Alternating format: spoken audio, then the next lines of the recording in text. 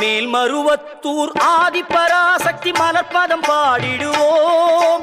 காலமெல்லாம் நம்மை காத்திடும் தாய் அவள் கோவிலை நாடிடுவோம்.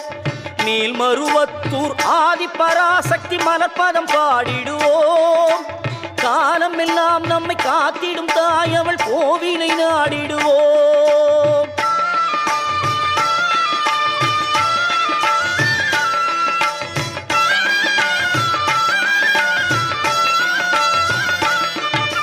கோல விழி கொண்ட கோமதியவளே ஆதிபராசக்தி. நீல விழி கொண்ட காளியும் அவளே ஆதிபராசக்தி. கோல விழி கொண்ட கோமதி அவளே ஆதிபராசக்தி.